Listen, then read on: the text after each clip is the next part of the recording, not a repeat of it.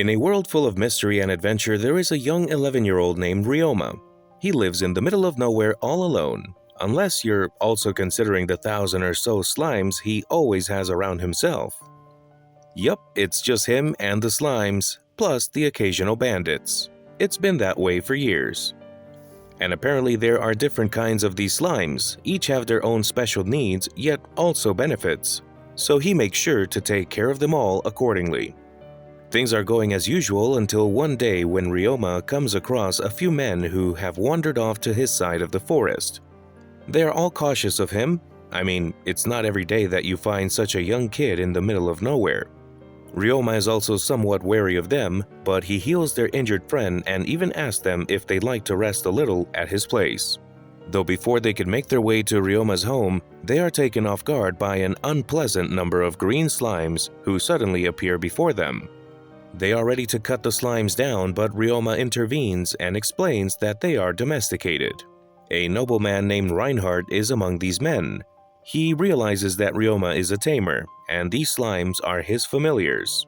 Apparently, he used to be a tamer as well. So they all tag along with Ryouma to his place in order to take a nice break, but everyone except Reinhardt becomes even more cautious of him when he just opens a portal on a cliff like it's nothing, and they have to walk through it to get to his house. Something about Ryouma's powers feels overwhelming to them, and when he mentions how he also makes potions, they really start overthinking it.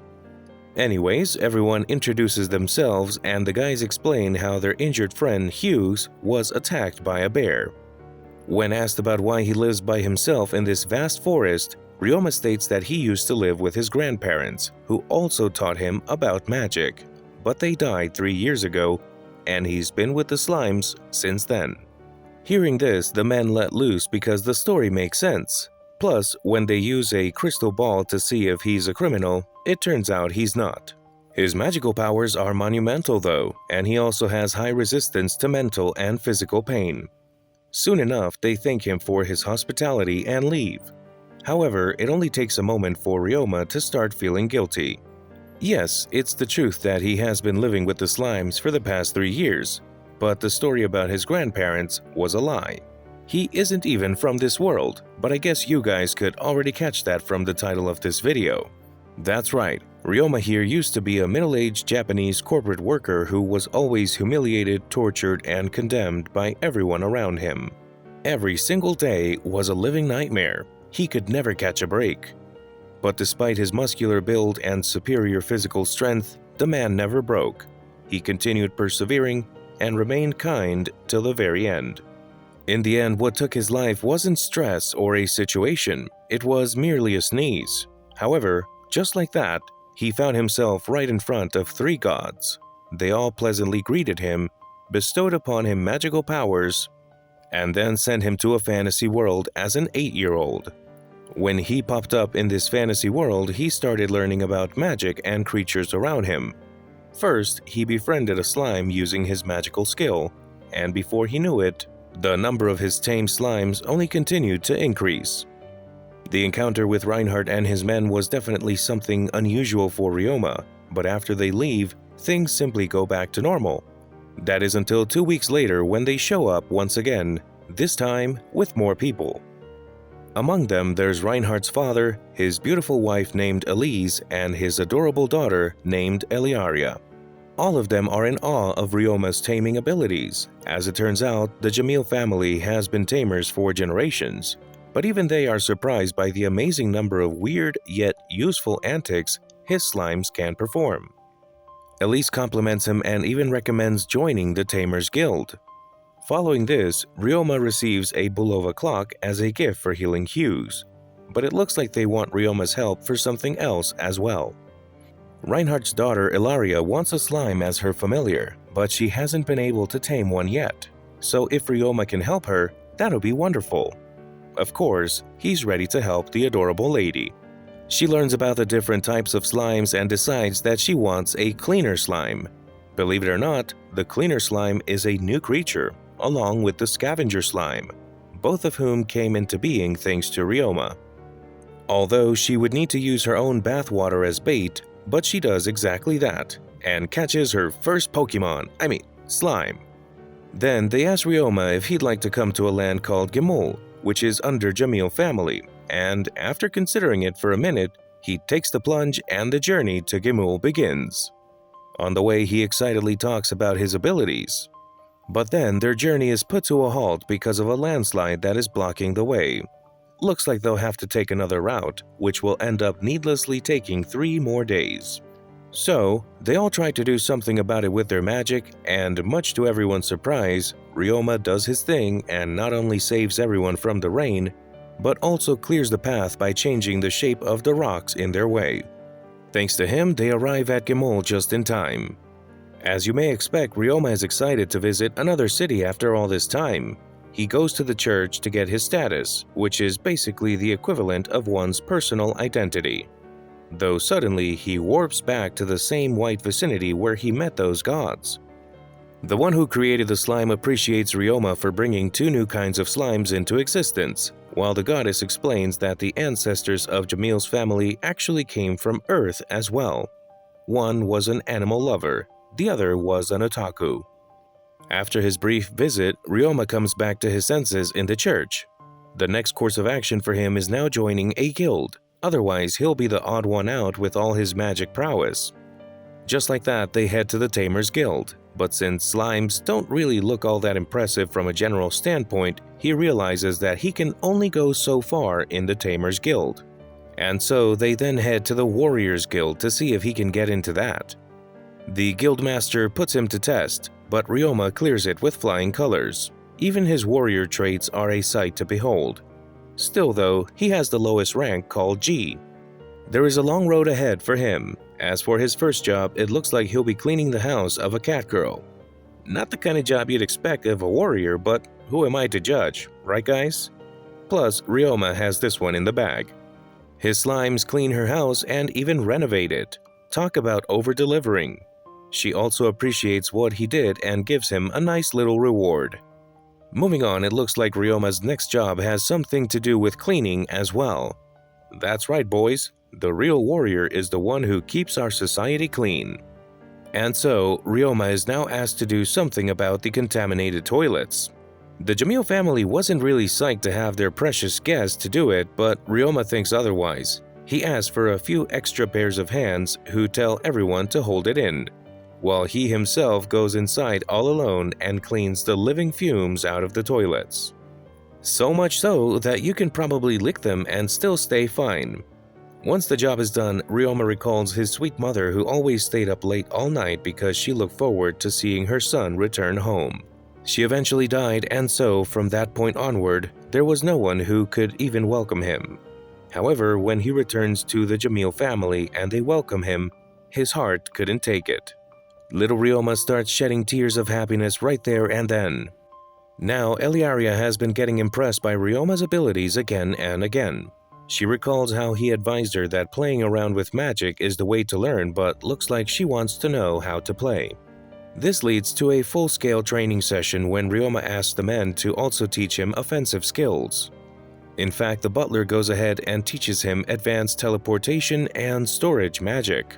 It was a day well spent. The next day, they all visit a mine where Eliaria can test her abilities against monsters. This was a good opportunity for Ryouma as well, considering how he can try using his attack skills. During all of this, Eliaria comes across a rather rare metal slime. She catches it and then offers it to Ryouma as a present. Ryouma is grateful, but you bet he was also going to help the Jamil family in some way. He notices that they can use magic to extract more iron that is left in the soil and pleases the Duke with his discovery. Following this, he is introduced to a trader named Serge Morgan, who is more than happy to trade Ryouma's new iron bars that he has created from extracted iron. Suddenly, the big bucks start rolling in, but he wants to stay anonymous and not attract unnecessary attention, especially since he can also use actual alchemy that these people have only heard about in stories. Meanwhile, it looks like the cruel guys who had been destroying the toilet are finally arrested. This causes everyone to breathe a sigh of relief. However, while the toilet may finally be a safe zone from now on, they still need to properly clear out the mines if they want to get more iron. Ryouma and a few other adventurers from the Adventurers Guild are given the task of invading the mines and defeating all the monsters. Everything is going smoothly, but then they come across a disgusting number of goblins inside their nest. Fortunately, the goblins here aren't as despicable as they are in Goblin Slayer, and so everyone succeeds in ravaging them all thanks to their combined effort. Ryouma and his slimes contribute heavily to this attack. This gives Ryouma plenty of confidence, especially when one of the companions state how he can make a fortune by providing a cleaning service using his slimes. When the mine is all cleared out and they all return back, Ryouma expresses his sincere desire to live independently. He can't just keep cashing in on the Jamil's family's hospitality after all. He also makes sure to express his gratitude for all they have done for him. The Jamil family understands his wishes, but they want him to promise that he'll always keep in touch. Ilaria further stresses that he must visit them regularly, but since they are still in this city for the time being, Ryouma decides to share his business idea with them. How he wants to open a laundry shop, and looks like the entire Jamil household wants to help. He goes to the Morgan Trading Company together with Ilaria the next day for some advice and all. Good man Morgan is pleased with the abilities of his slimes. He then recommends joining the Merchants Guild because that'll definitely make things easier for Ryouma. Ryouma does just that. He joins the Merchants Guild, gets himself a plot of land, and builds something out of nothing together with everyone. Once the construction is done, he goes to the church to see if he can warp to that white place and meet the gods once again, but only one of them is there. The other two are having a blast back on Earth. However, the god who was still present tells Ryouma that even though he will keep the memories of his previous life, his mental and emotional maturity will eventually regress in order to become one with his body. Anyways, Ryouma's laundry shop is up and running. It's called Bamboo Forest Laundry Shop. The Merchants Guild sends him a pair of siblings named Carla and Callum. They are immediately taken off guard by the exceptional manner in which the place operates. Not to mention, the one running it is just an 11-year-old. Subsequently, Ryouma and everyone else are in the middle of prepping for a feast so that everyone can celebrate the grand opening. Once he's done with the preparation, Goodman Morgan introduces the siblings to Ryouma as his new employees. He is excited to have them work for him and immediately shows them around, although the duo is rather too calm and composed, which makes him wonder if he's even doing a good job at all. Be that as it may, everyone is excited for the party. It happens, and as expected, they all have a blast. Ryouma expresses his genuine thanks to everyone who helped him out. Thanks to their help, this grand opening was a success, though those two siblings still have their poker face on. Ryouma gets concerned and talks to them about it, but as it turns out, that's just how they usually are. They do admire him and are also quite excited to work with him. Even though it may not seem that way, the next day, the shop opens.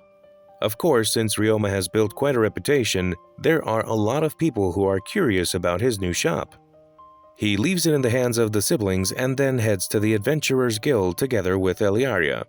When he returns back to the shop, he is taken aback by the extraordinary line that has formed in his shop.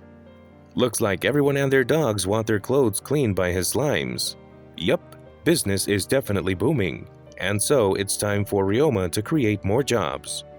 The Merchant Guild tries to look for people who can work for Ryouma, but most of them get up and leave once they realize that their boss is going to be an 11-year-old. Most of them except Faye and Li Ling.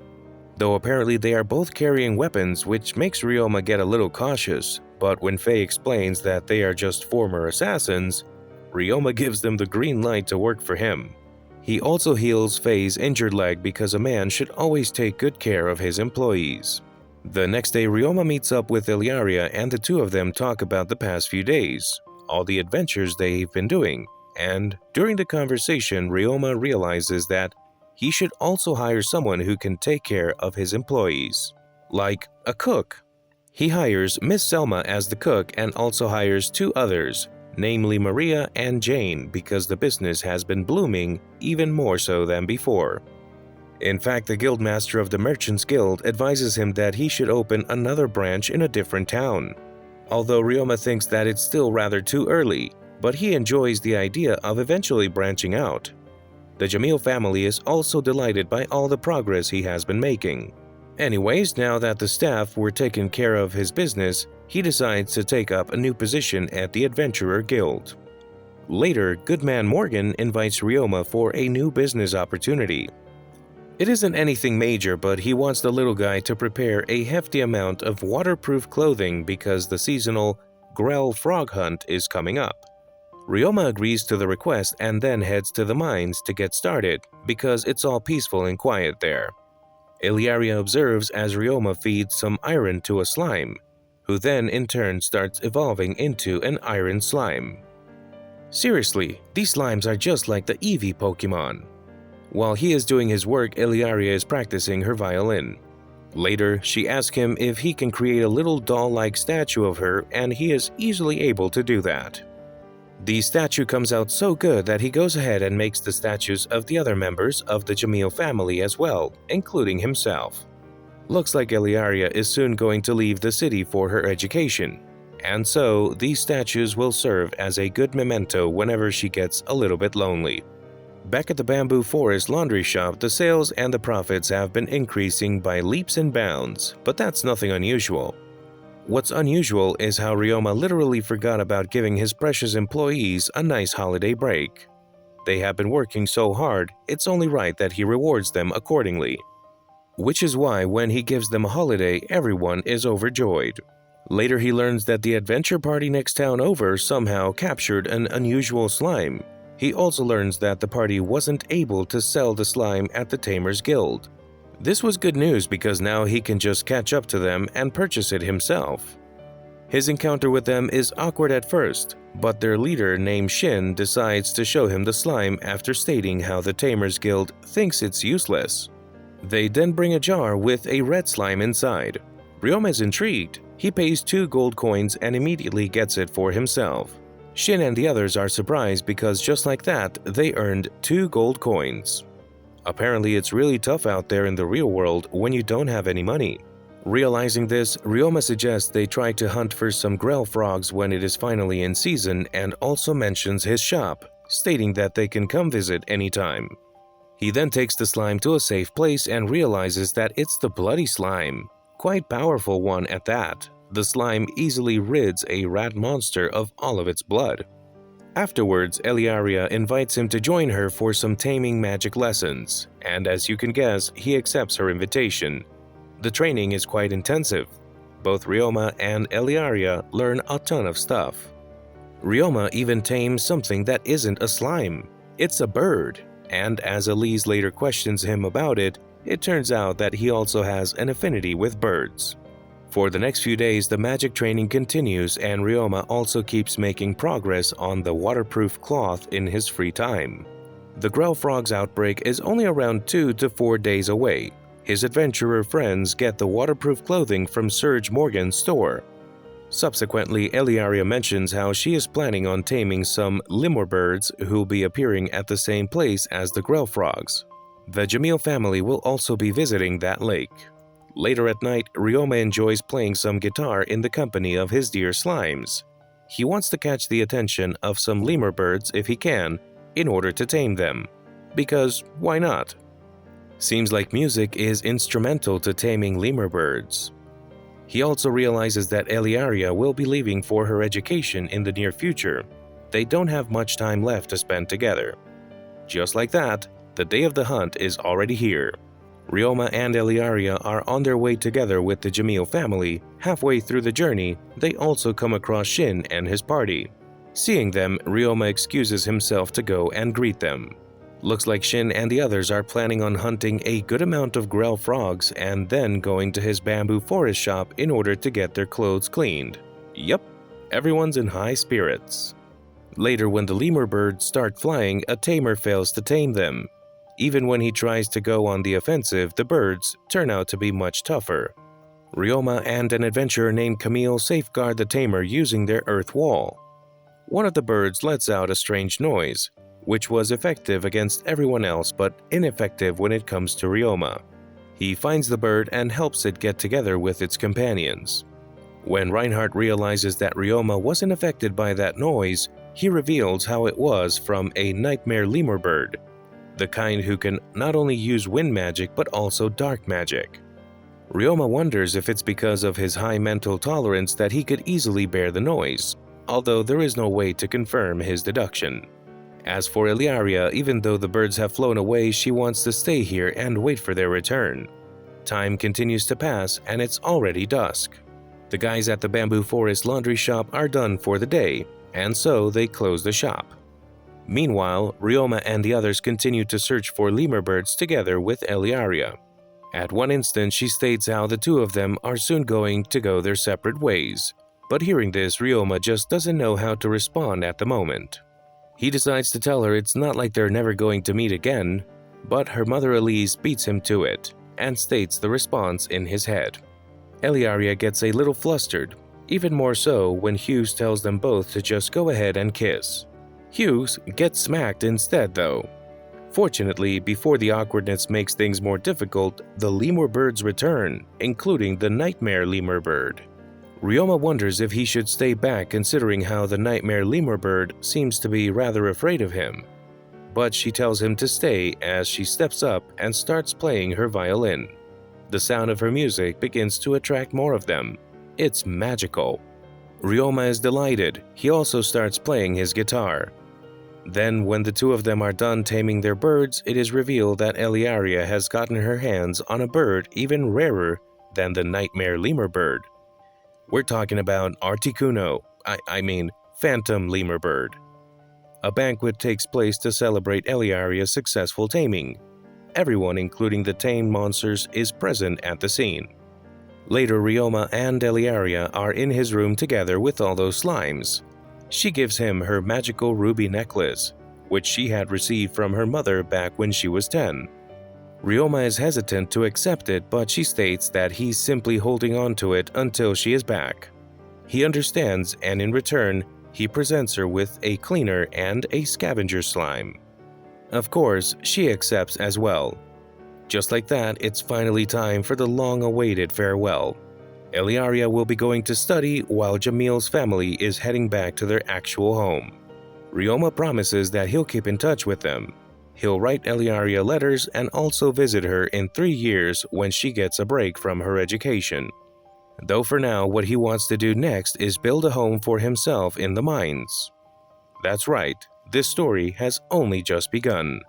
The next season will be coming out in January, guys, so y'all better be looking forward to it. As for now, what did you think about this anime? Share your thoughts in the comment section down below. And don't forget to give that like button some life. Might as well tickle that red subscribe button as well. Well then, I'll see y'all on my next video.